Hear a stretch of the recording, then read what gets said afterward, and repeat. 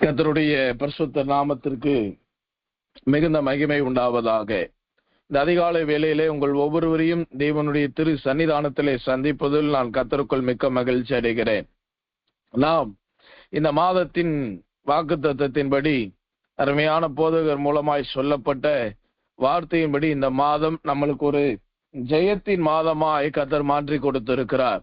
உண்மையாகவே இந்த காலை நேரத்திலே தேவனுடைய சமூகத்திலே ஜெபத்திற்கு வந்திருக்கிற உங்களுக்கும் எனக்கும் இந்த மாதம் எல்லா காரியத்திலையும் ஜெயம் எடுக்கிற மாதமாக தான் கர்த்தர் மாற்றி தர போகிறார். ஒன்றல்ல இரண்டல்ல, எல்லா காரியத்திலையும் தேவன் நம்மளுக்கு ஒரு ஜெயத்தை தரப்போகிறார். கர்த்தருடைய பரிசுத்த நாமத்திற்கு மகிமை உண்டாவதாக.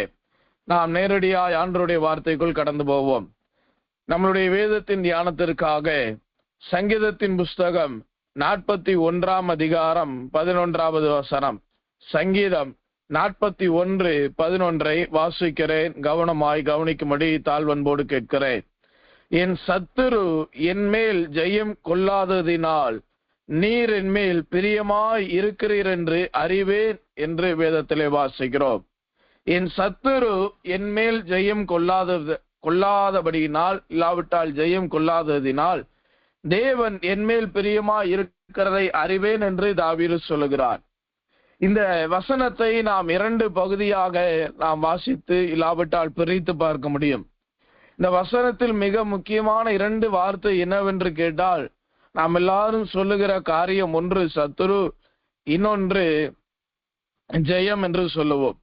ஆனால் இந்த வசனத்தை 2ஆக நாம் உடைத்து பார்ப்போமானால், இந்த வசனத்தில் முதலாவது நாம் ஆமோதிக்கிறபடி, நாம் ஏற்றுக்கொள்கிறபடி, முதலாவது சத்துரு, 2வது ஜெயம் அல்ல, பிரியமாய் இருக்கிறார் என்று வேதத்திலே வாசிக்கிறோம். இந்த வசனத்தை வைத்து 2 பகுதிகளாக நாம் தேவனுடைய வார்த்தையிலே ஆயத்தம் செய்ய முடியும். நான் சுருக்கமாய் இந்த வசனத்தை வைத்து பேச கர்த்தருக்குள் ஆசைப்படுகிறேன். இதிலே தாவீது சொல்லுகிறார், சத்துரு என் மேல் ஜெயம் கொள்ளாதபடியினால் நீர் என் மேல் பிரியமாய் இருக்கிறதை அறிந்து கொள்கிறேன். ஆண்டவர் நம்ம மேல பாசமா இருக்கிறாரா இல்லையா அப்படிங்கறத எப்படி அறிந்து கொள்ளலாம் என்பதற்கு ஒரு அடையாளம் தான் இந்த சங்கீதம் 41:11. ஆண்டவர் இன்னைக்கு நம்மளை நேசிக்கிறாரா? ஒரு உலக மனிதனை எடுத்துக்கொள்ளுங்க. கடவுளை நேசிக்கிறாயா என்று கேட்டால் அந்த மனிதன் சொல்லுவான், எனக்கு கடவுளை ரொம்ப பிடிக்கும். ஒரு ஆஸ்பத்திரியிலேயோ இல்லாவிட்டால் மற்ற இடங்களுக்கு போங்க, உங்களுக்கு யாரை பிடிக்கும்னா அவர்களும் மனமிட்டு சொல்லுவாங்க, எனக்கு இயேசுவை பிடிக்கும்னு சொல்லுவாங்க. ஆனால் உலகத்தில் இருக்கிறவனுக்கு கூட கடவுள் பக்தியும் உண்டு, கடவுள் நேசமும் உண்டு. ஆனால் தாவீது சொல்லுகிறான், நீர் என் மேல் பிரியமா இருக்கிறதை நான் அறிந்து கொண்டேன். ஆண்டவர் மேல நம்ம பாசமா இருக்கிறது அது ஒரு பகுதி, அது இல்லைன்னு சொல்லல. ஆனால் ஆண்டவர் நம்மேல் பிரியமா இருக்கிறாரா? நாம் கடவுளை ஏற்றுக்கொள்வதை பார்க்கிறோம், கடவுள் நம்மளை ஏற்றுக்கொள்ள வேண்டும் என்று உலகத்தான் சொல்லுகிறார். அது எந்த அளவுக்கு உண்மை என்பதை நாம் நிதானித்து பார்க்கிறோம். தாவீது அதை நிதானித்து பார்த்தவனாயிருந்தார். சத்துரு என்னை ஜெயம் கொள்ளாததுனால நீர் என் மேல் பிரியமா இருக்கிறேன். ஆண்டவர் நம்மேல் பிரியமா இருக்கிறாரா? நம்மளுடைய ஆவிக்குரிய வாழ்க்கை ஆண்டவருக்கு பிரியமா இருக்கிறதா? நீதிமொழிகள் 30:8 வாசிக்கும் பொழுது, நான் அவர் அருகே செல்ல பிள்ளையா இருந்தேன். செல்ல பிள்ளையா இருக்கிறோமா? ஆண்டவருடைய பாசமும் நேசமும் நம்மேல் காணப்படுகிறதா? ஆண்டவருடைய அன்பு நம்மேல் காணப்படுகிறதா? பிரியம் வேறு, அன்பு வேறு. அன்புக்கு அடுத்த ஸ்டெப் தான் ரொம்ப பிரியம் வைக்கிறான். எனக்கு அருமையான தேவனுடைய ஜனமே, சத்துரு என்னை ஜெயங்கொள்ளாதபடியினால் நீர் என் மேல் பிரியமாயிருக்கிறதை அறிந்து கொண்டேன். இன்னைக்கு ஆண்டவர் நம்மேல் பிரியமா இருக்க வேண்டும் என்கிற அந்த எண்ணத்தை விட்டுவிட்டு மனிதன் என் மேல் பிரியமா இருக்கணும், மனுஷி என் மேல் பிரியமா இருக்க வேண்டும், நான் பெற்றெடுத்த பிள்ளைகள் என் மேல்தான் பிரியமா இருக்க வேண்டும் என்று நாம் அந்த பிரியத்திற்காக, அந்த நேசத்திற்காக, அந்த பாசத்திற்காக கிடைக்காத ஒரு மாய்மாலமுள்ள ஒரு உலக அன்பிற்காக நாம் ஓடிக்கொண்டிருக்கிறோம். இந்த லைனை, இந்த ட்ராக்கை நம்ம மாற்ற வேண்டிய காலகட்டம் இதுதான். ஆண்டவர் சொல்றாரு, ஆண்டவர் மீது நம் பிரியமுள்ளவர்களா இருக்கிறோம், ஆண்டவர் நம்மேல் பிரியமுள்ளவரா இருக்கிறாரா என்பதுதான் கேள்வி. இன்றைக்கு யாருடைய பாசத்திற்காக, யாருடைய அன்பிற்காக, யார் உங்கள் மேல் பிரியமா இருக்க வேண்டும் என்பதற்காக ஓடிக்கொண்டிருக்கிறீர்கள்? மனிதன் நம்மேல் பிரியமாய் இருப்பது அது இந்த மனிதன் இந்த பூமியில இருக்கும் வரை, இல்லாவிட்டால் நீங்கள் அவர்களுக்கு துரோகம் செய்யும் வரை, இல்லாவிட்டால் உங்களுக்கும் அவர்களுக்கும் ஏதாவது ஒரு மனஸ்தாபம் வர்ற வரைக்கும் தான் ஒரு மனிதன் நம்ம மேல பிரியமா இருப்பான். அதன் பின்பு பிரியமா இருப்பானான்னு கேட்டா இருக்க மாட்டான். அப்படியே பிரியமா இருந்தாலும் முழு பாசத்தோடு இருப்பார்கள் என்றால் இல்லை. இதை எல்லாவற்றையும் அறிந்த ஞானவான் சாலமோன் சொல்லுகிறான், எல்லாம் மாயை என்று சொல்லி நிறைவு செய்கிறார். இதை அறிந்த பவுலும் சொல்லுகிறார், நான் மனிதனை பிரியப்படுத்துவேனானால் நான் கர்த்தருடைய ஊழியக்காரன் அல்ல. இன்னைக்கு அநேகருடைய வேலையே மனிதனை பிரியப்படுத்துகிற ஒரு வேலையா இருக்கிறது. நான் ஒரு இடத்துல ஊழியம் செய்து கொண்டிருந்த நாட்கள்ல சனிக்கிழமை இரவு ஒரு ஜெபம் நடக்கும் வழக்கத்தின்படி. அந்த ஜெபத்திலே யாவரும் சரியாக ஆவிக்கு ஒப்பு கொடுத்து ஆவியில நிரம்பலன்னு அங்க இருக்கிற ஒரு ஊழியக்காரருக்கு பயங்கர டென்ஷன் ஆயிட்டு, அவர் எந்த பேச்சும் பேசாம, எனக்கு ரொம்ப பலவீனப்பட்டவர், சாப்பிடலன்னா அவ்வளவுதான் படுத்த படுக்கையா இருப்பார், எனக்கு சாப்பாடு வேண்டாம் ஒண்ணு வேண்டான்னு போய் ரூமுக்கு போயிட்டார். உடனே விசுவாசிகள் எல்லாம் அவர் மீது ரொம்ப பிரியமா இருக்கிறவங்க 10-12 மணி வரைக்கும் ஜன்னல் வழியில கூப்பிடுறாங்க, ரூம் கதவு தட்டுறாங்க, போன் பண்றாங்க, என்னென்னமோ ட்ரை பண்றாங்க. ஒரு தகப்பன் ரூம்குள்ள போய் கதவை அடைச்சுக்கிட்டா பிள்ளைக்கு எப்படி பதறுமோ பயப்படுமோ அந்த அளவுக்கு பதறி பயந்து அவரை எப்படி எப்படியோ நெருங்கி பாக்குறாங்க. அவருக்கு விருப்பமான ஆட்கள் எல்லாம் கூப்பிட்டு பேச சொல்லி பாக்குறாங்க. எந்த பேச்சுக்கு அவர் சட்டை பண்ணல, எனக்கான கதவை போட்டு உள்ள உட்காந்துருக்காரு. அடுத்த நாள் காலையில ஞாயிற்றுக்கிழமை நடந்த சமூகத்தை சொல்றேன், இதை குற்றப்படுத்துறதுக்காக இல்ல. அடுத்த நாள் காலையில ஞாயிற்றுக்கிழமை நான் கண்ணுக்கு எதிர பார்க்கிறேன், சனிக்கிழமை ஒருவருக்குள்ளும் வராத ஒரு அக்கினி அபிஷேகம் ஞாயிற்றுக்கிழமை காலையில எங்க இருந்து வந்ததுன்னே தெரியல. சனிக்கிழமை முழுவதும் சேட்டை பண்ணிக்கிட்டு இருந்தவங்க இவர் கோச்சுக்கிட்டு போன உடனே ஞாயிற்றுக்கிழமை காலையில சபையில தீர்க்க தரிசனம் பிச்சு உதறாங்க. என்ன தீர்க்க தரிசனம் சொல்றாங்கன்னே தெரியல. இந்த பக்கம் ஒரு தீர்க்க தரிசனம் சொல்லிக்கிட்டே இருக்கிறாரு, அதற்கு போட்டியா பின்னாடி இருந்து ஒரு ஆளு தீர்க்க தரிசனம் சொல்றாங்க.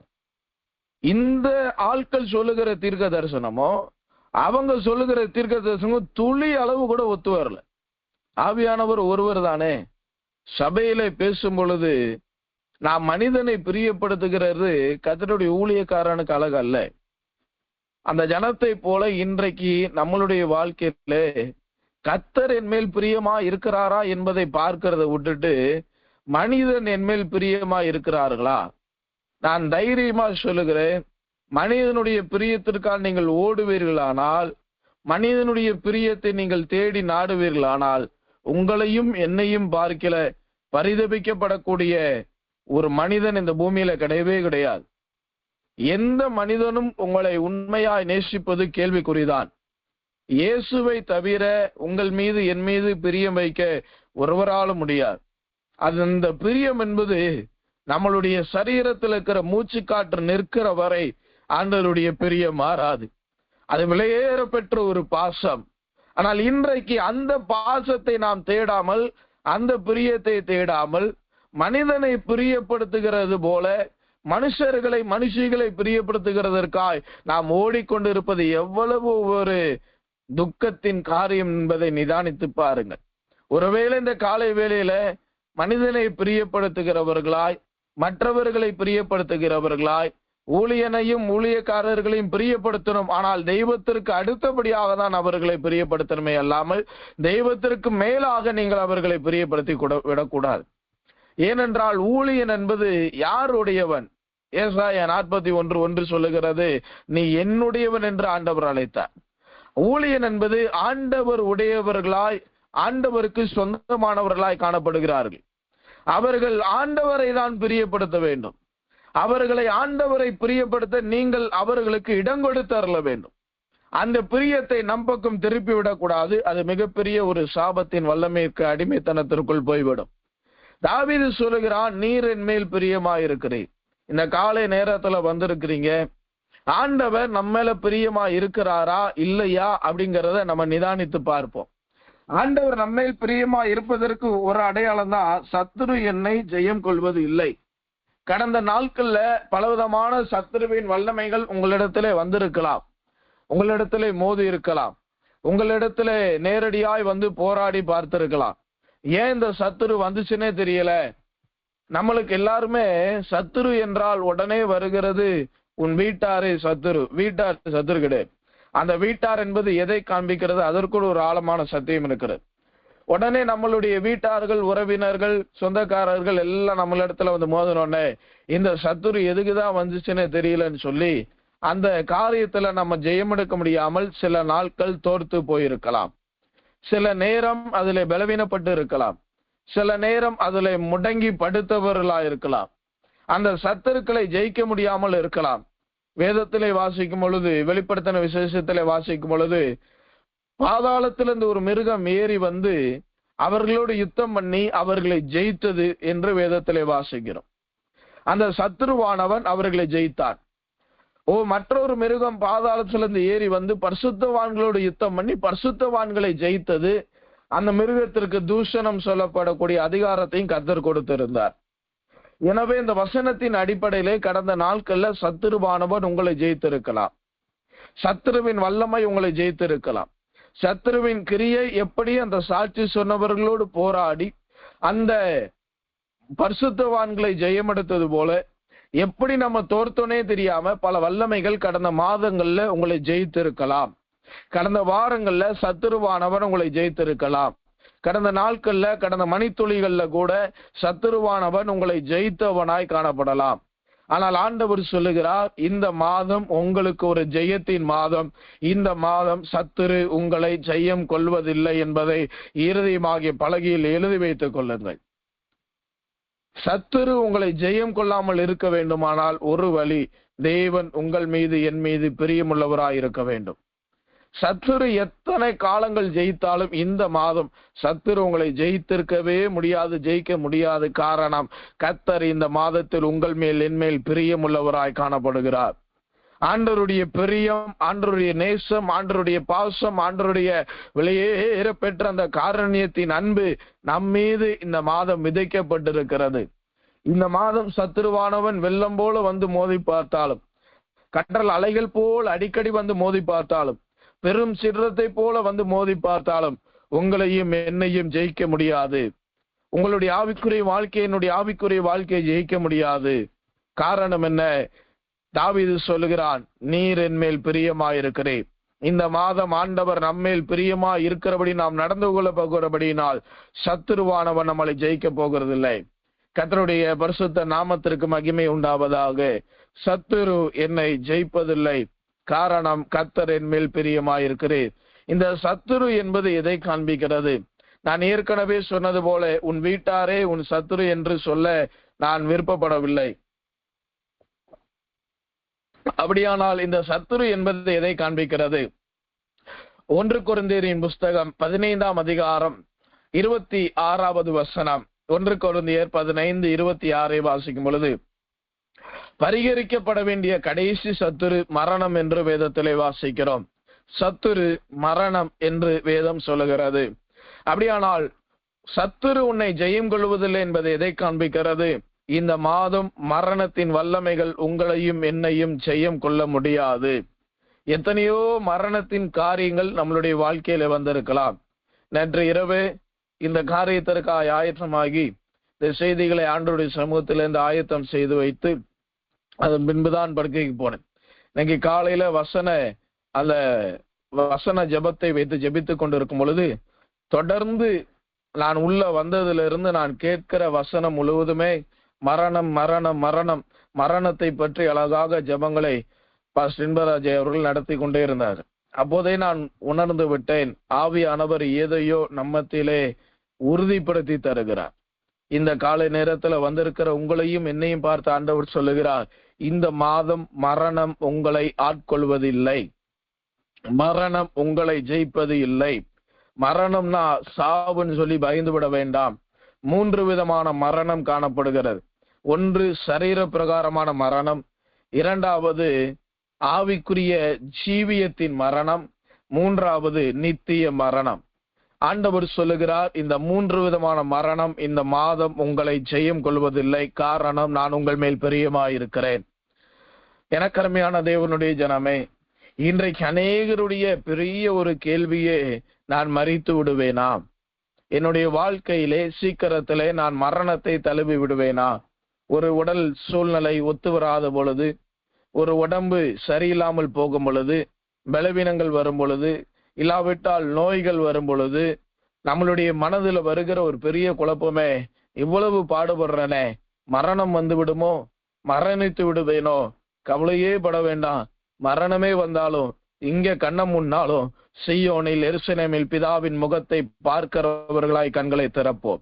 இந்த பூமியில தான் நம்ம மரிக்கிறோம், பரலோகத்தில் நாம் ஜீவனுள்ளவர்களாய் காணப்படுகிறோம். இந்த சரீர மரணத்திற்கு நாம் பயப்படவே கூடாது.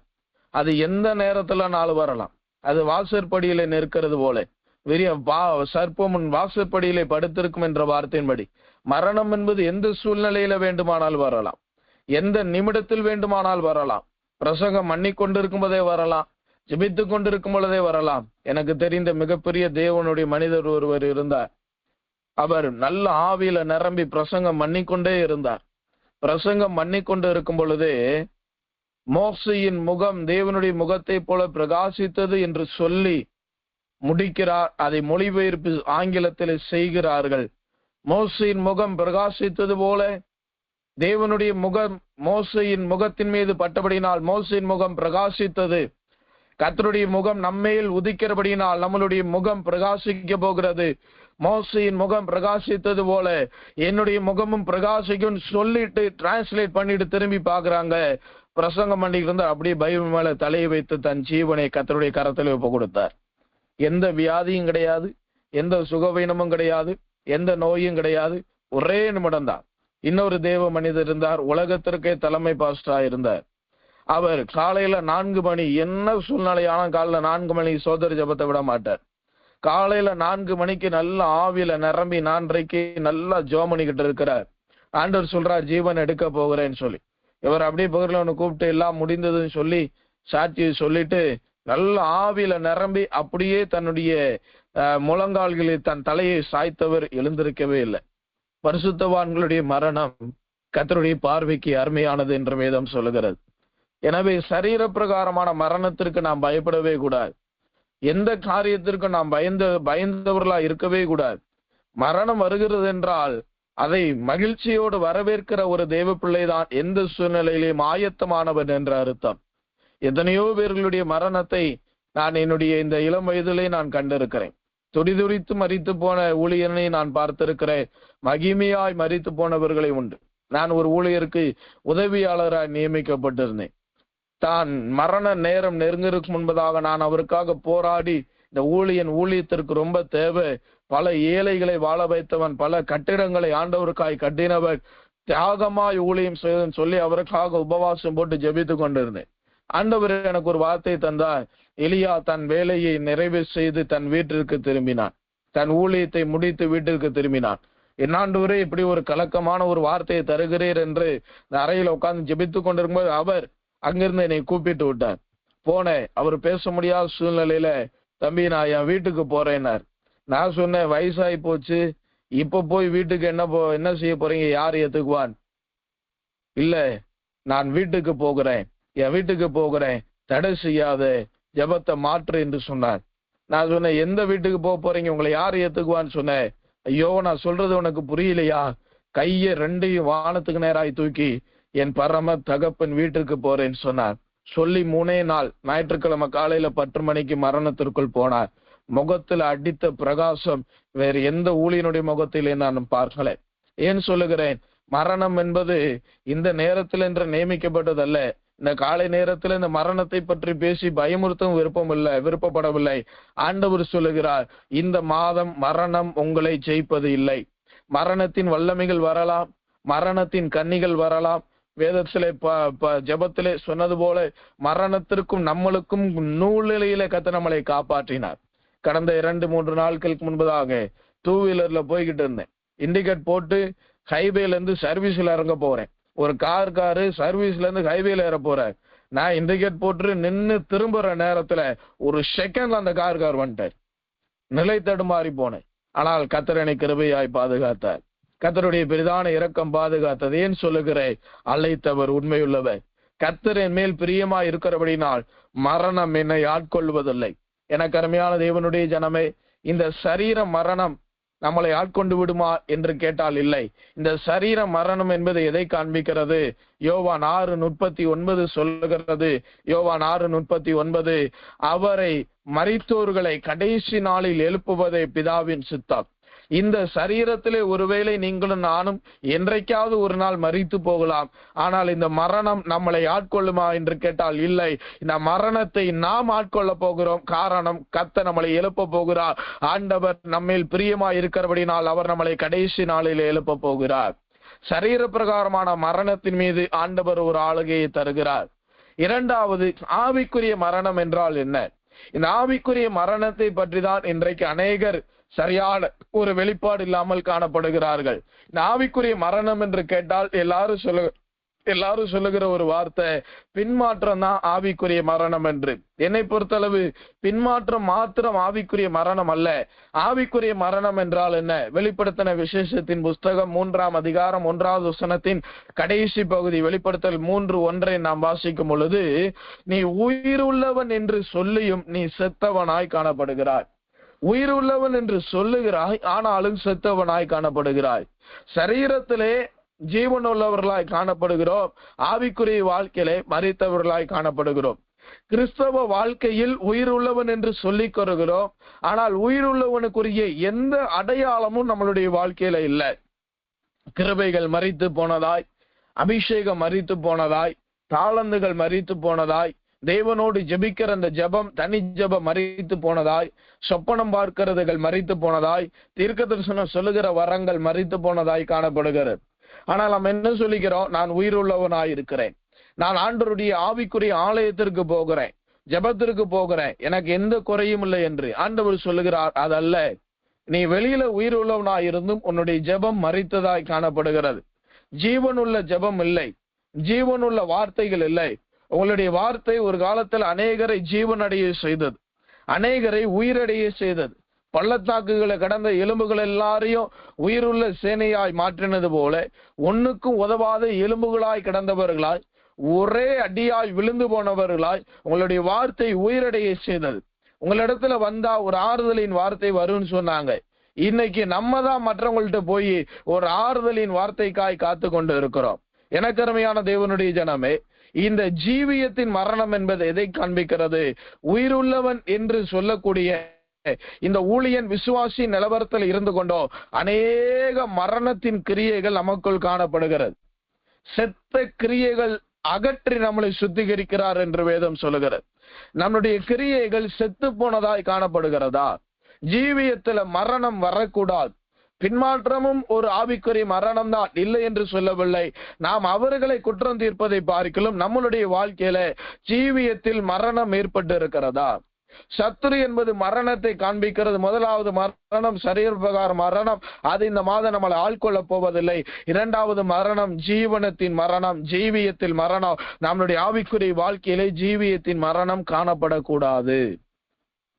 உங்களுடைய ஆவிக்குரிய வாழ்க்கையில கடந்த நாட்கள்ல ஜீவியம் மரித்து போனதா இருக்கலாம், பரிசுத்தங்கள் மரித்து போனதா இருக்கலாம், கிருபைகள் மரித்து போனதா இருக்கலாம், தாளந்துகள் மரித்து போனதா இருக்கலாம், கர்த்தருடைய பலனை மரணத்திற்கு ஒப்பு கொடுத்தவர்களா இருக்கலாம், மரணத்தின் வல்லமைகள் உங்களை ஆட்கொள்கிறதாய் காணப்படலாம். ஆனால் ஆண்டவர் சொல்லுகிறார், இந்த மாதம் மரணம் உங்களை ஆட்கொள்வதில்லை. ஜீவியத்தின் மரணம் உங்கள் குடும்பத்தை தொடப்போவதில்லை. ஜீவியத்தின் மரணம் உங்கள் பிள்ளைகளை தொடப்போவதில்லை. எனக்கு அருமையான தேவனுடைய ஜனமே, உயிருள்ளவன் என்று சொல்லியும் செத்தவனாய் காணப்படுவது அது எல்லாரை காட்டிலும் பரிதபிக்கக்கூடிய ஒரு மிக கொடூரமான ஒரு சூழ்நிலை. நமக்குள்ள வியாதி இருக்கிறது நம்மளுக்கே தெரியாம வாழ்ந்துட்டு கடைசி நேரத்துல போய் அந்த வியாதியை அறிந்து கொண்டால் எப்படி இருக்குமோ, அதே போலதான் இந்த உயிர் உள்ளவன் என்று சொல்லியும் செத்தவனாய் காணப்படுவதற்கு அடையாளம். எனக்கு அருமையான தேவனுடைய ஜனமே, இந்த ஜீவனத்தின் மரணம் என்பது உயிருள்ளவன் என்று சொல்லியும் செத்தவனாய் காணப்படுகிறாய்.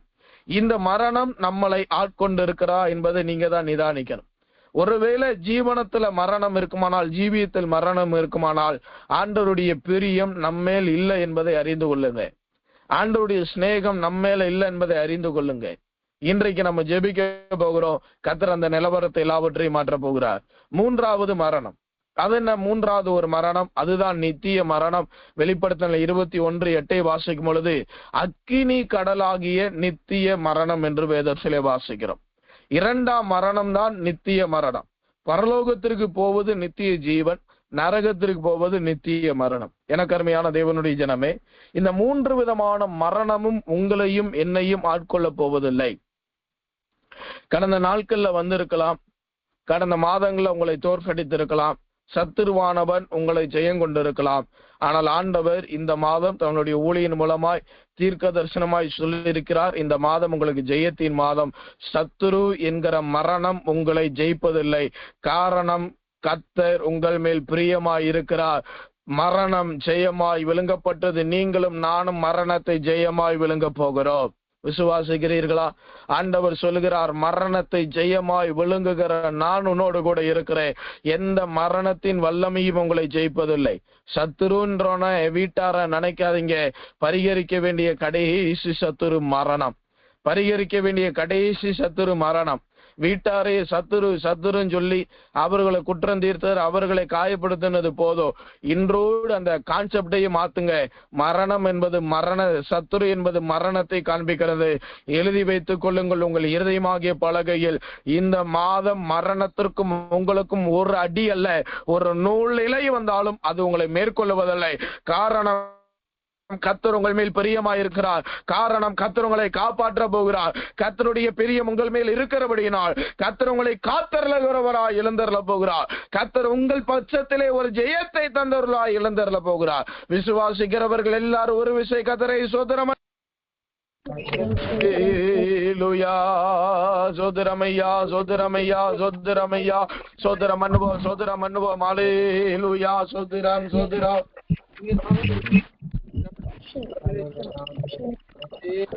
சோதிராம் சோதிராம் சோதிராம் சோதிராம் சோதிராம் சோதிராம் சோதிராம் சோதிராம் சோதிராம் சோதிரமையா சோதிரமையா சோதிரமையா சோதிரமையா.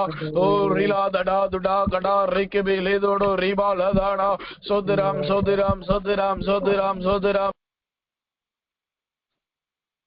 கர்த்தருடைய பரிசுத்த நாமத்திற்கு மகிமை உண்டாவதாக. முதலாவது சத்துருங்கிறது மரணத்தை சொன்னேன். மரணத்திற்கு கீழே 3 அடுக்குகளை சொன்னேன். 3 விதமான மரணமும் நம்மளை ஆட்கொள்ள போறதில்லை. என்ற 3 விதமான மரணம் நம்மளுடைய வாழ்க்கையில வந்தாலும் அதுவும் உங்களை ஆட்கொள்ள போவதில்லை. தைரியமாயிருங்கள். கர்த்தர் நம்மளை ஆசீர்வதிக்கிறார். நாம் ஜெயம் பெற்றவர்களாய் ஜெயாளிகளாய் மாறப் போகிறோம். கர்த்தருடைய பரிசுத்த நாமத்திற்கு மகிமை உண்டாவதாக. இரண்டாவது, இந்த சத்துரு என்றால் என்ன அர்த்தம்? முதலாவது மரணம் என்று சொன்னேன். இரண்டாவது, இந்த சத்துரு என்றால் என்ன அர்த்தம்? நாகூமின் புஸ்தகம் 1ஆம் அதிகாரம் 8வது வசனம். நாகூமின் புஸ்தகம் 1ஆம் அதிகாரம் 8வது வசனத்தை வாசித்து பார்க்கும் பொழுது, நான் வாசிக்கிறேன், கவனமாய் கவனியுங்கள். ஆனாலும் நினிவேயின் ஸ்தானத்தை புரண்டு வருகிற வெள்ளத்தினால் சர்வ சங்காரம் பண்ணுகிறவர் இருள் அவள் சத்துருக்களை பின்தொடரும். நினிவேயின் ஸ்தானத்தை புரண்டு வருகிற வெள்ளத்தினால் சர்வ சங்காரம் பண்ணுவார், இருள் அவர் சத்துருக்களை பின்தொடரும். சத்துருக்களுக்கு நியமிக்கப்பட்டது இருள் என்று வேதம் சொல்கிறது. அப்படியானால் இருள் என்பது சத்துருக்களின் ஆதிக்கத்தை காண்பிக்கிறது. சத்துரு என்றால் இரண்டாவது இருளை காண்பிக்கிறது. இந்த இருளின் வல்லமைதான் இன்றைக்கு மனிதனை மிகவும் கொடூரமாய் ஆட்கொண்டிருக்கிறது. கடைசி நாளிலே பூமியிலே நடக்க போகிற ஒரு காரியமும், பூமி காரிருளை மூடும். பூமிக்கு நியமிக்கப்பட்டதே கடைசி நாள்ல ஒரு இருள் தான். வெளிச்சம் என்பது கர்த்தராகிய இயேசு கிறிஸ்துவை காண்பிக்கிறது. அதற்கு அப்படியே நேர் ஆப்போசிட் தான் சத்துருவானவன். அவன் இருளின் ஆதிக்கத்திற்கு உள்ளானவன். இந்த சைட்டானிக் சர்ச்சுக்களை நீங்க கவனித்து பார்த்திருப்பீர்களானால், அதனுடைய காரியத்தை எங்கேயாவது நீங்கள் அறிந்திருப்பீர்களானால், அந்த இடம் முழுவதுமே இருளினால் மூடப்பட்ட ஒரு இடம். இந்த சென்னையில இருக்கிற சென்ட் ஆல்ஸ் மவுண்ட் என்கிற இடத்துல இந்த சைட்டானிக் சர்ச் ஒன்று இருக்கிறது. ஒரு நாள் அந்த அந்த அந்த பொல்லாத சபையின் வழியிலே, அந்த சைட்டானிக் சர்ச் வழியில போகும்பொழுது ஒரு மரம் ஒன்று இருந்தது. மற்ற எல்லா இடமும் இரவு நேரம் தான், ஓரளவுக்கு வெளிச்சமா இருக்கிறது. நல்ல அந்த இருள் சற்று வித்தியாசமா இருக்கிறது. இந்த சைட்டானிக் சர்ச்சுக்கு வெளியில அந்த இருளை பார்க்கிற நாங்க போய்கிட்டு இருக்கிற இந்த காருமே கொஞ்சம் டார்க்கா தான் இருக்குது, உள்ள இருளா தான் இருக்குது. ஆனால் வெளியில வேடிக்கை பார்த்து கொண்டு போயிருக்கும் பொழுது அந்த சபையினுடைய இருள்ல ஒரு மாற்றம் காணப்படுகிறது. அது அந்த இருள் ஒரு ஈர்ப்பை கொண்டு வருகிறது. உடனே அந்த ஆவியிலே பகுத்தறிய கர்த்தர் உதவி செய்தார். அந்த இருள்ல ஏதோ ஒரு மாற்றத்தை நான் உணர்ந்தேன். எனக்கு அது சேட்டானிக் சர்ச்சுன்னு தெரியாது. நான் கேட்டேன், என்ன இந்த இடம் இப்படி இருக்குது அப்படின்னு கேட்டப்பதான் அந்த கார் ஓட்டிட்டு போன சீனியர் பாஸ்டர் சொல்றாரு, இதெல்லாமே இதுதான் இந்த இடத்துல இருக்கிற மிகப்பெரிய சாத்தானின் சபைன்னு சொல்லி. திருச்சியில அப்படி ஒரு சபை இருக்கிறதை நான் கேள்வி, நம்ம ஆவிக்குரிய சபைக்கு பின்னாடி அப்படியே தம்பிமார்கள் நைட் நேரம் அந்த சபையை போய் சும்மா வெளியில் நின்று வேடிக்கை பாட்டு வந்து காலில் கதையா சொல்லுவாருங்கன்ட்டு. அவ்வளவு கார்கள் நிற்குமா, அவ்வளவு பேர் வருவார்கள் இரவு நேரத்துல. இதெல்லாம் இன்று நடந்து கொண்டுதான் இருக்கிறது. ஏன் சொல்லுகிறேன்? சாத்தான் விரும்புகிறது வெளிச்சத்தை அல்ல, அவன் இருளை விரும்பி கொண்டு இருக்கிறான். அவனுடைய வேலையே இருளின் ஆதிக்கத்தை இந்த பூமியிலே கொண்டு வர வேண்டும் என்று. இன்றைக்கும் பல இடங்கள்ல இந்த சைட்டானிக் சர்ச் என்கிற அந்த பொல்லாத இருளின் ஆதிக்கம் ஸ்தாபிக்கப்பட்டு கொண்டு வந்து கொண்டே இருக்கிறது. கோயம்புத்தூர்ல பல இடங்கள்ல பொல்லாத இந்த சபைக்கு பெர்மிஷனும் வழங்கப்பட்டு கொண்டுதான் இருக்கிறது. ஆனால் ஆண்டவர் சொல்லுகிறார், இந்த இருளை பார்த்து நீங்கள் பயப்பட வேண்டாம்.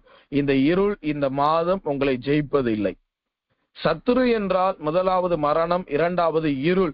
இந்த இருள் என்பது எதை காண்பிக்கிறது? இந்த இருள் என்பது எதை காண்பிக்கிறது? யோவானுக்கு எழுதின சுவிசேஷத்தின் புஸ்தகம் 9ஆம் அதிகாரம் 4வது வசனத்தை வாசிக்கும் பொழுது, யோவான் 9:4 வாசிக்கும் பொழுது, ஒருவரும் கிரியை செய்யக்கூடாத ராக்காலம் வருகிறது. ஒருவரும் கிரியை செய்யக்கூடாத ராக்காலம் வருகிறது. இருள் என்றாலே அது ராக்காலத்தில் வருகிற ஒரு காரியம்தான். இரவு நேரத்தில் இருள் என்னை சூழ்ந்தது என்று வேதத்திலே வாசிக்கிறோம். ஆபிரகாம் ஆண்டவருக்கு பலி செலுத்தும் பொழுது அவனை ஒரு இருள், காரிருள் அவனை மூடிக்கொண்டதை வேதத்திலே வாசிக்கிறோம். அந்த காரிருள் அவனை மூடின உடனே அவனுக்கு ஒரு அயர்ந்த நித்திரை வர ஆரம்பித்தது. அதன் பின்பு அவன் எந்த காரியத்தையுமே செய்திருக்க மாட்டான். இருள் நம்மளுடைய வாழ்க்கையிலே வருமானால் ஆண்டவருக்காக நீங்களும் நானும் கிரியை செய்ய முடியாது. இன்னைக்கு ஆண்டவருக்காக கிரியை செய்ய வேண்டும் என்கிற அந்த வைராக்கியம் எல்லாருக்குள்ளும் காணப்படுகிறது. ஆனால் ஆண்டவருக்காக கிரியை செய்கிறோமா? ஒரு மாதம் செய்கிறோம், 2 மாதம் செய்கிறோம், அடுத்து ஏன் ஆண்டவருக்காக கிரியை செய்ய முடியலன்னா, வேதம் சொல்லுகிறது, என் சத்துருவே நான் இருளில் அமர்ந்தாலும் சந்தோஷப்படாது. மீகா 7:8 வாசிக்கிறோம், நான் இருளில் அமர்ந்தாலும். ஆண்டவருக்காக ஏன் கிரியை செய்ய முடியலன்னா, நம்ம வெளிச்சத்தில் இருக்க வேண்டிய நாம், வெளிச்சத்தில் அமர்ந்திருக்க வேண்டிய நாம் இருளிலே போய் அமர்ந்து விடுகிறோம். இந்த மீகா 7:8 எல்லாருக்கும் ஒரு வைராக்கியத்தின் வசனம் தான், இல்லைன்னு சொல்லல, அதே வசனம் தான் சொல்லுது, நான் இருளில் அமர்ந்தாலும். இன்றைக்கு அநேகருடைய வாழ்க்கையை கிரியை செய்ய முடியாமல் போனதுக்கு ஒரு காரணம், வெளிப்பிரகாரமா நல்லா வெளிச்சமா இருக்கிறது போல காண்பித்துக் கொள்கிறோம், ஆனா உள்ளே வெள்ளையடிக்கப்பட்ட கல்லறை என்று ஒப்பா இருக்கிறது போல உள்ளே இருள் சூழ்ந்திருக்கிறது. ஆண்டவருக்காக கிரியை செய்யணும்னா நம்மளுடைய வாழ்க்கையில இருளின் ஆதிக்கம் காணப்படக்கூடாது. இந்த மாதம் இருள் உங்களை ஜெயிப்பது இல்லை. ஆண்டவருக்காக கிரியை செய்கிறதை தடுக்க ஒருவராலும் முடியாது. ஒருவராலும் உங்களுடைய கிரியைகளை கெடுத்து போட முடியாது. அந்த சவுலையும் சீலாவையும் தூக்கி உள்ளே போட்ட பொழுது, பவுலையும் சீலாவையும் ஜெயிலுக்குள்ள போட்ட பொழுது, அந்த அறை முழுவதும் இருள் சூழ்ந்திருந்தாலும் அவர்கள் ஆண்டவருக்காக தொடர்ந்து கிரியை செய்து கொண்டுதான் இருந்தார்கள். ராத்திரி நேரத்துல பாடி துதித்தார்கள். அந்த துதியின் பாடலின் சத்தம் வெளியில இருக்கிற போர் சேவகனை மனம் திரும்புதலுக்குள் கொண்டு வந்து இரவோடு இரவா ஞானஸ்தானம் கொடுத்து குடும்பத்தையே ரட்சிப்புகளை கொண்டு வந்துட்டாங்க. ஆண்டவருக்காக இருளின் ஆதிக்கத்தின் வல்லமையாய் கிரியை செய்தவர்கள் இவர்கள்.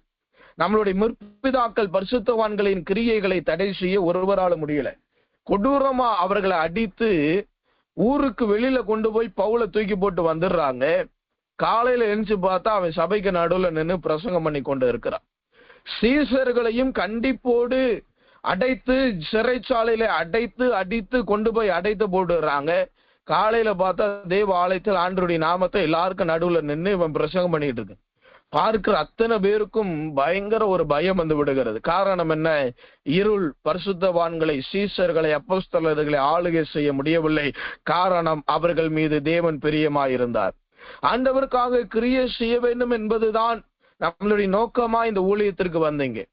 ஆண்டவருக்காக ஏதாகிலும் செய்துவிட வேண்டும் என்பதற்காக தான் இந்த ஊழியத்தில் அடியெடுத்து வைத்தோம். இன்றைக்கு எல்லாவற்றையும் மூடி போட்டவர்களாய், எல்லாவற்றையும் தூக்கி எறிந்தவர்களாய், ஆண்டவருக்காக ஏன் கிரியை செய்ய முடியலனா, நீங்களும் நானும் அமர்ந்து இருக்கிற இடம் தவறு, இருளின் ஆதிக்கத்திலிருந்து வெளியே வா என்று ஆண்டவர் இந்த காலை நேரத்தில் அழைக்கிறார். என் சத்துருவே, நான் இருளில் அமர்ந்தான் நீ சந்தோஷப்படாத. அப்ப இருளில் அமர்ந்துட்டாலே சத்துருக்கு சந்தோஷம். காரணம் என்னன்னா, நீங்களும் நானும் ஆண்டவருக்கு கிரியை செய்யக்கூடாது என்பதுதான் சத்துருனுடைய பெரிய காரியம். ஆண்டவர் சொன்னா, நான் 3 நாள் இங்கதான் இருப்பேன், 3 நாள் நான் இங்கதான் கிரியை செய்வேன், நீ போய் அந்த நரிக்கு சொல்லு என்று தைரியமாய் சொல்லுகிறார். எனக்கருமையான தேவனுடைய ஜனமே, ஆண்டவருக்காக வைராக்கியமாய் கிரியை செய்த நாட்களை கொஞ்சம் கவனித்து பாருங்க. இரவு பகலா ஆண்டவருக்காக ஓடின ஓட்டம் என்ன? இரவு பகலாய் ஆண்டவருக்காக தேவ சமூகத்திலே காத்திருந்து ஜெபித்த நாட்கள் என்ன? எங்க அப்பா சொன்னா கேட்க மாட்டேன், அம்மா சொன்னா கேட்க மாட்டேன். நீங்க என்ன ஏசப்பா சொல்றீங்க? நான் அதை கேட்கிறேன். இன்றைக்கு அந்த வாய் தான் சொல்லுது, இருங்க நான் அந்த ஊழியக்காரன்ட்ட போய் ஒரு வார்த்தை கேட்டு வாரேன், இருங்க எங்க கணவனாட்ட மனைவிட்ட நான் கெடுத்து விட்டு வருகிறேன். ஆபிரகாம் எனக்கு ரொம்ப பிடித்த ஒரு காரியம், சாராள்கிட்ட கூட சொல்லாம பிள்ளையை தூக்கிட்டு மலைக்கு ஓடியே போயிட்டான். சொல்லியிருந்தா கண்டிப்பா விட்டுருக்க மாட்டான், தடுத்து இருந்திருப்பாங்க. அதனாலதான் ஆபிரகாம் எந்த காரியத்திற்கும் துணிந்தவனாய் இறங்கினான். ஆண்டவருக்காக நீங்கள் கிரியை செய்யக்கூடுவதற்கு எந்த காரியத்தை இழக்க நேரிட்டாலும் அதற்காக இழந்துதான் ஆக வேண்டும். குடும்பத்தையே ஆண்டவருக்காக இழக்கணும் அப்படின்னு முடிவெடுத்துட்டோம்னா இழந்துதான் தீரணும். சரீரத்தின் பலனை இழக்கணும்னா இழந்துதான் தீரணும். நான் எதையும் இழக்க மாட்டேன், ஆனா ஆண்டவர் கிரியை செய்வேன்னா கண்டிப்பா கிரியை செய்ய முடியாது. இந்த ஊழியம் இழப்புகளின் நடுவிலே எழுந்து வருகிற ஜீவ விருட்சம். முள்ளுகளின் நடுவில் இருக்கிற ரோஜா பூக்களை போல இழப்புகளின் நடுவிலே எழுந்து வருகிற ஜீவத்தின் விருட்சம் தான் இந்த ஊழியம். சத்துரு உங்களை ஜெயிப்பது இல்லை. காரணம் என்ன? ஆண்டவர் உங்கள் மேல் பிரியமாய் இருக்கிறார். கடந்த மாதத்துல ஏன் ஆண்டவருக்காக கிரியை செய்ய முடியல? ஏன் ஆண்டவருக்காக தொடர்ந்து உங்களுடைய ஊழியத்தின் இறைப்பணியை செய்ய முடியலன்னா, ஆண்டவருடைய பிரியம் நம் மீது இந்த அகற்றப்பட்டு இருக்கிறது. ஆண்டவருக்காக கிரியை செய்வதிலே நாம் சோர்ந்து போய்விடக்கூடாது. நீ உன் கிரியைகள் நிறைவுள்ளதாகி நான் காணவில்லை என்று ஆண்டவர் மன வருத்தம் அடைகிறார். ஆண்டவர் ஒவ்வொருனுடைய கிரியைகளையும் கவனித்துக் கொண்டு வருகிறார். ஒவ்வொருனுடைய கிரியைக்கு தக்கதாய் பலனை என்னோடு கூட வருகிறது என்று ஆண்டவர் சொன்னார். ஆண்டவருக்காக நாம் எந்த அளவுக்கு நம்ம கிரியை செய்கிறோம்? ஊழியத்துல, ஜபத்துல எவ்வளவோ நாட்கள் இந்த ஜபத்திற்கு வாங்க, காலை ஜபத்திற்கு, மதிய ஜபத்துக்கு, இரவு ஜபத்திற்கு வாங்கன்னா தேவை என்ற பொழுது வருகிறோம். மற்ற நேரம் அதை சட்டை பண்றதே கிடையாது. ஆண்டவர் தேவை என்ற பொழுது நம்மளை பயன்படுத்திட்டு தூக்கி போட்டா அது எவ்வளவு வேதனையா இருக்கும். இன்றைக்கு ஆண்டவரை நாம் கருவேப்பிலையை போல, ஆண்டவருடைய ஜபங்களை கருவேப்பிலையை போல பயன்படுத்துறோம். அந்த கருவேப்பிலையை குழம்புல போடுவோம், அது தேவை. ஆனா சாப்பிடும் போது அது தேவலம் தூக்கி குப்பை தொட்டில போடுறோம். இன்னைக்கு அநேகருக்கு இந்த ஜெபம் அப்படிதான் காணப்படுது. இந்த நிலவரத்தை மாற்றிக்கொள்ளுங்க. இது எல்லாமே செத்த கிரியைகள். ஆண்டவர் என்னை விடுவித்தாலும் விடுவிக்காமல் போனாலும் நான் அவரையே சேவிப்பேன் என்கிற அந்த வைராக்கியம் ஆதி நாட்கள்ல இருந்தது, இன்னைக்கு இல்ல. காரணம் என்ன? சத்துரு உங்களை ஜெயித்திருக்கிறான். காரணம் என்ன? ஏன் சத்துரு ஜெயித்தான்? ஆண்டவருடைய பிரியம் நம்ம மேல இல்லை. குமாரன் விடுதலை ஆக்கினால் மெய்யாகவே விடுதலை ஆவீர்கள் என்ற வார்த்தையை பார்க்கிறேன். இந்த காலை நேரத்துல விடுதலை, இருளின் ஆதிக்கத்திலிருந்து விடுதலை ஆக்கக்கூடிய ஒரே அதிகாரம் யாருக்கு இருக்குன்னா, குமாரன் ஆகிய வெளிச்சத்தை படைத்த இயேசுக்கு தான். அவர்தான் வெளிச்சம். அவர் வந்தாதான் நம்மளுக்கு விடுதலை. எனக்கருமையான தேவனுடைய ஜனமே, சத்துரு என்பது முதலாவது மரணம், இரண்டாவது இருளை காண்பிக்கிறது. இந்த இருள் இந்த மாதம் நம்மளை ஜெயிப்பதில்லை. இருள் நான் சொல்லிக்கொண்டே போகலாம். ஒன்றே ஒன்றுதான் நான் சொல்லியிருக்கிறேன். இருள் என்பது கிரியை செய்யக்கூடாத காரியம். கிரியை செய்யக்கூடாதபடி உங்களை தடுக்கிற வல்லமை. கர்த்தருடைய பரிசுத்த நாமத்திற்கு மகிமை உண்டாவதாக. உங்களுடைய கிரியையை தடுக்க ஒருவராலும் முடியாது. உங்கள் ஊழியத்திற்காக, உங்கள் சபைக்காக, உங்கள் பிள்ளைகளுக்காக, ஆண்டவருக்காக நீங்கள் படுகிற பிரயாசத்தை, நீங்கள் செய்கிற கிரியைகளை தடுக்க ஒருவனாலும் முடியாது. எந்த திருவனாலும் முடியாமல் போய்விடும். நீங்கள் ஆண்டவருக்காக எழுப்புகிற கட்டட வேலைகள், ஆண்டவருக்காக ஓடுகிற ஓட்டம், ஆண்டவருக்காக பார்க்கிற நிலங்கள், ஆண்டவருக்காக சம்பாதிக்கிறது, ஆண்டவருக்காக கொடுக்கிறது, ஆண்டவருக்காக ஜெபிக்கிறது, ஆண்டவருக்காக எழும்பி பிரசங்கம் பண்ணுகிறது, ஆண்டவருக்காக இரவும் பகலும் அங்கேயும் இங்கேயும் போய் ஓடி ஓடி ஊழியம் செய்கிறதை சத்துருவானவனால் இந்த மாதம் ஜெயிக்க முடியாது. காரணம் என்ன? சத்துருவின் கரத்திலிருந்து கர்த்தர் ஜெயத்தை பறித்து உங்கள் நெற்றிகளிலே ஆண்டவர் ஜெயம் என்று எழுதிவிட்டார். காரணம், ஆண்டவர் நம்மில் பிரியமாயிருக்கிறார். ஆண்டவர் தாவீதின் மீது பிரியமாய் இருந்தபடியினால் தாவீதை சத்துருவானவள் ஜெயம் கொள்ள முடியவில்லை. அப்ப ஆண்டவர் நம்ம மீது பிரியமாய் இருக்கணும்னா நம்ம என்ன செய்யணும்? சத்துரு நம்ம மேல ஜெயம் கொள்ளக்கூடாது அப்படின்னா ஆண்டவர் நம்ம மேல பிரியமா இருக்கணும். இப்ப ஆண்டவர் நம்ம மேல் பிரியமா இருக்கணும்னா என்ன செய்யணும்? ரொம்ப லென்த்தா சொல்ல போறதுல ஒரே வசனம், அப்போஸ்தலர் 13:22. ஏன் தாவீது மீது ஆண்டவர் பிரியமா இருந்த? நான் வாசிக்கிறேன், கடைசி வசனம், கவனமாய் கவனியுங்கள். பின்பு அவர் அவனை தள்ளி தாவீதை அவர்களுக்கு ராஜாவாக ஏற்படுத்தி ஈசாயின் குமாரனாகிய தாவீதை என் இருதயத்திற்கு ஏற்றவனாக கண்டேன், எனக்கு சித்தமானவைகள் எல்லாம் அவன் செய்வான் என்று அவனை குறித்து சாட்சியும் கொடுத்தார். கர்த்தருடைய பரிசுத்த நாமத்திற்கு மகிமை உண்டாவதாக. வேதம் தெளிவாய் சொல்லுகிறது, தாவீதின் மீது ஆண்டவர் ஏன் பிரியமாய் இருந்தார் என்றால், அவன் என் இருதயத்திற்கு ஏற்றவனாக கண்டேன். தாவீது பாவியான்னு நான் ஒரு இடத்துல கேட்டேன். அடித்து சொன்னார்கள் அவன் பாவிதான். அப்பேற்பட்ட பாவியை குறித்து தான் ஆண்டவர் சாட்சி கொடுக்கிறார். உங்களை குறித்து உலகம், விசுவாசி, உறவினர், மற்றவர்கள், பெற்றவர்கள் சாட்சி கொடுக்கறலாம் ரொம்ப ஈஸி. ஆண்டவர் நம்மளை குறித்து சாட்சி கொடுக்கணும். பரலோகம் நம்மளை குறித்து சாட்சி கொடுக்கணும். தாவீதின் மீது ஆண்டவர் ஏன் பிரியமாயிருந்தார்? 2 காரணம். ஒன்னு, ஆண்டவருடைய இருதயத்திற்கு ஏற்றவனாய் வாழ்ந்தார். அவருடைய இருதயத்திற்கு ஏற்றவனாய் வாழ்ந்தார். உண்மையுள்ள வேலைக்காரன் எஜமானுடைய இருதயத்தை குளிர பண்ணுகிறான் என்று வேதத்திலே வாசிக்கிறோம். அந்த ஊழியக்காரர், அந்த விசுவாசி எனக்கு ஏற்றது போல செய்வான். நான் என்ன நினைக்கிறேனோ அதை அந்த ஊழியக்காரர் செய்கிறார். இந்த சாட்சியை நாம் அநேகரை பார்த்து சொல்லி இருக்கிறோம். ஆனால் ஆண்டவர் நம்மளை பார்த்து சொல்லுகிறாரா? இவன் என் இருதயத்திற்கு ஏற்றவைகளை செய்கிறான். என்னுடைய இருதயத்திற்கு ஏற்றவன் என்றால் என்ன அர்த்தம்? ஆண்டவருடைய இருதயத்துல என்ன நினைக்கிறாரோ அதை நம்ம இங்க செய்யணும். ஆண்டவருடைய இருதயத்திற்கு ஏற்றவர்களாய் காணப்படணும். அவருடைய இருதயத்திற்கு ஏற்ற உண்மையுள்ள ஒரு வேலைக்காரனாய், எஜமானுடைய இருதயத்தை குளிர பண்ணுவர்களாய் காணப்பட வேண்டும். 2வது, சித்தமானவைகளை செய்வான் என்று சொல்லவில்லை, சித்தமானவைகள் எல்லாவற்றையும் செய்கிறான். தேவ சித்தத்தை செய்கிறவன் தான் தாவீது. விழுந்தது உண்மை, யுத்தத்திற்கு போகாம உப்பரையின் மேல சுத்தினது தப்பு, தவறலான காரியத்தை பார்த்த தப்பு, அதை அடையணும்னு நினைத்தது தப்பு, அதை அடையணும்னு நினைச்சதுக்காக ஒரு மனுஷனை நீ கொன்னு போட்டது ரொம்ப தப்பு தான். இதெல்லாம் கர்த்தர் கடைசி நாட்கள்ல பார்க்கல. அவனை மன்னித்து அவன் மேல் கிருபையாய் இறங்கி அவனை குறித்து இவ்வளவு அக்கிரமம் பண்ண அவனை குறித்து தான் ஆண்டவர் சொல்லுகிறார், இவன் என் இருதயத்திற்கு ஏற்றவன். ஆண்டவர் உங்களையும் என்னையும் பார்த்து சொல்லுகிறார், நான் உங்கள் மேல் பிரியமா இருக்க வேண்டுமானால், என் தேவ பிள்ளையே, நான் உன்மேல் பிரியமா இருக்க வேண்டுமானால் நீ என் இருதயத்திற்கு ஏற்றவனாய் வாழ வேண்டும் என்று ஆவியானவர் வற்புறுத்துகிறார். 2வது, ஏதாவது ஒரு சித்தத்தை, ஆண்டவருடைய ஏதாவது ஒரு சித்தத்தை செய்துட்டு தானம் தர்மம் பண்ணுவது ஆண்டவருக்கு சித்தம். அதை செஞ்சுட்டு கர்த்தருடைய சித்தத்தை நான் நிறைவேற்றிட்டேன் கொடி பிடிக்கிறது பெருசு இல்ல. எனக்கு சித்தமானவைகள் எல்லாம் தாவீது செய்தான். ஆண்டவருக்கு சித்தமானவைகள் 1 அல்ல 2 அல்ல, ஆண்டவருடைய சித்தமானவைகள் எல்லாவற்றையும் நாம் செய்யும் பொழுது தாவீதின் மீது ஆண்டவர் பிரியமாய் இருந்தது போல உங்கள் மீதும் என் மீதும் ஆண்டவர் பிரியமாயிருப்பார். கடைசியாய் ஒரு காரியம் நினைவுக்கு வருகிறது, சொல்லி நிறைவு செய்கிறேன். ஒரு மனிதன் யுத்தத்திற்கு போகும்பொழுது, நீர் எனக்கு இந்த யுத்தத்திலே ஜெயத்தை தருவீரானால் என் கண்ணெதிரில் எது அகப்படுகிறதோ அதை உமக்கு பலி செலுத்துவேன். யுத்தத்தின் செய்தி ஜெயம் என்று வந்தவுடன் இங்க மகளால சும்மா இருக்க முடியல, பயங்கரமா டான்ஸ், பயங்கரமா அவங்க டான்ஸ் ஆடிக்கிட்டு சந்தோஷமா வருகிறாங்க. அந்த நேரம் பார்த்து அந்த மனிதன் வந்து விடுகிறான்.